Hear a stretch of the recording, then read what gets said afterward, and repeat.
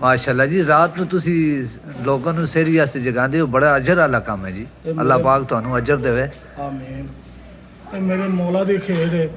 ਮੈਨੂੰ 15-20 ਸਾਲ ਹੋ ਗਏ ਨੇ ਪੀਪਾ ਖੜਕਾਉਂਦੇ ਨੇ ਇਸ ਮਹੱਲੇ 'ਚ। ਇਹ ਮੇਰੇ ਮਾਲਕ ਦੀ ਸੋਹਣੇ ਦੀ ਕਰਮ ਨਵਾਜ਼ੀ ਹੈ। ਤੁਹਾਡੇ ਲਈ ਦੁਆਵਾਂ ਕਰਨਾ, ਮੇਰਾ ਮਾਲਕ ਸੋਹਣਾ ਰਹਿਮਤ ਕਰੇ। ਮਾਹ ਰਮਜ਼ਾਨ ਦੇ ਮਹੀਨੇ ਵਿੱਚ ਅੱਲਾਹ ਸੋਹਣਾ ਸਭ ਨੂੰ ਤੰਦਰੁਸਤੀ ਦੇ। ਆਮੀਨ ਆਮੀਨ। ਮਾਲਕ ਸੋਹਣਾ ਸਭ ਦੇ ਬੱਚਿਆਂ ਦੇ ਖੈਰ ਕਰੇ।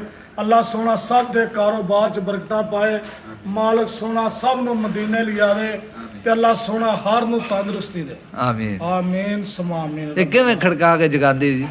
ਮੈਂ ਹਾਂ आवाज दे जरा सुनाए। ਰਾਜਦਾਰਾ ਅੱਲਾਹ ਨਬੀ ਦੇ ਪਿਆਰਿਓ, ਜੰਨਤ ਦੇ ਹੱਕਦਾਰੋ, ਉੱਠ ਕੇ ਰੋਜ਼ੇ ਦੀ ਤਿਆਰੀ ਕਰੋ, ਨਮਾਜ਼ ਤਜ਼ਦ ਪੜੋ, ਕੁਰਾਨ ਪਾਕ ਦੀ ਤਲਾਵਤ ਕਰੋ, ਰਹਿਮਤ ਵਾਲਾ ਬਰਕਤ ਵਾਲਾ ਖਾਣਾ ਖਾकर रोजा रख लो।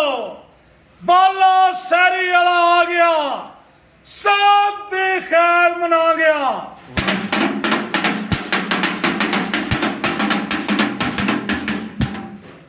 बिस्मिल्लाह खैर।